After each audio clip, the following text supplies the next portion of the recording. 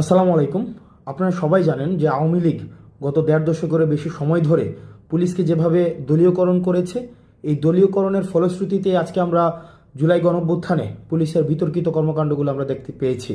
এবং শুধুমাত্র ক্ষমতায় টিকে থাকার জন্য হাসিনা এবং আওয়ামী লীগ পুলিশকে লাঠিয়াল বাহিনী হিসেবে, পুলিশকে স্ট্রিট সোলজার্স হিসাবে রাস্তায় নামিয়ে দিয়েছে এবং ছাত্র নাগরিকের উপরে নারকীয় হত্যাকাণ্ড চালিয়েছে। এবং এই যে পুলিশের এই বিতর্কিত ভূমিকাটির কারণে আজকে আস্থার সংকটে সমগ্র পুলিশ বাহিনী পড়েছে।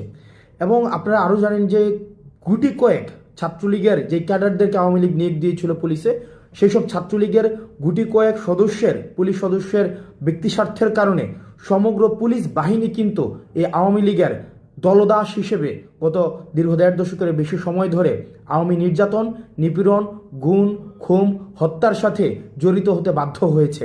এবং আপনারা জানেন যে আমরা বারবার করে বলছি যে সমগ্র সব পুলিশ অফিসারই কিন্তু বেনজির কিংবা হারুন নয়, আমাদের সব পুলিশ অফিসার কিন্তু এমন নয়।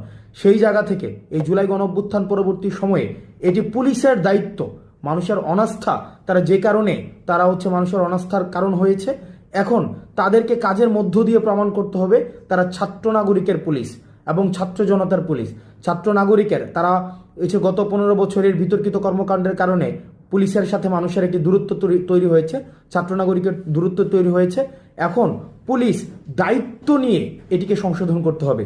পুলিশ দায়িত্ব নিয়ে ছাত্র নাগরিকের সাথে পুলিশ তার যে বিতর্কিত কর্মকাণ্ডগুলোর সেগুলোর উত্তরণ ঘটাতে হবে। সেজন্য পুলিশ যে কাজটি করতে হবে সেটি মানুষের আস্থা অর্জনের জন্য পুলিশের মধ্যে যে মেন্টালিটি তৈরি হয়েছে। আজকে আমরা দেখেছি বেনজিরকে বক্তব্য দিয়েছে যে 90% পুলিশ আওয়ামী লীগের পুলিশ। মানুষের আস্থা অর্জনে আপনাদেরকে এটি নিশ্চিত করতে হবে যে এই ফেসিবাদী আওয়ামী লীগ দীর্ঘ দেড় দশকের বেশি সময় ধরে মানুষের মানবিক মর্যাদা নষ্ট করেছে, মানুষকে যে ন্যূনতম যে হিউম্যান ডিগনিটি রয়েছে সেটিরও স্বীকৃতি দেয়নি।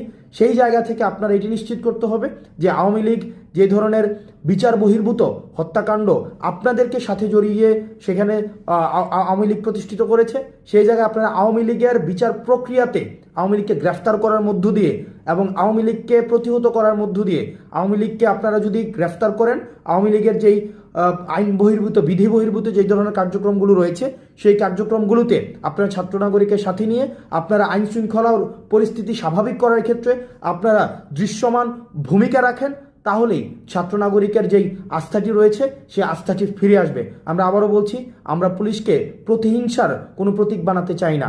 আওয়ামী লীগ আপনাদেরকে ছাত্র নাগরিকের বিরুদ্ধে সমগ্র পুলিশকে ছাত্র নাগরিক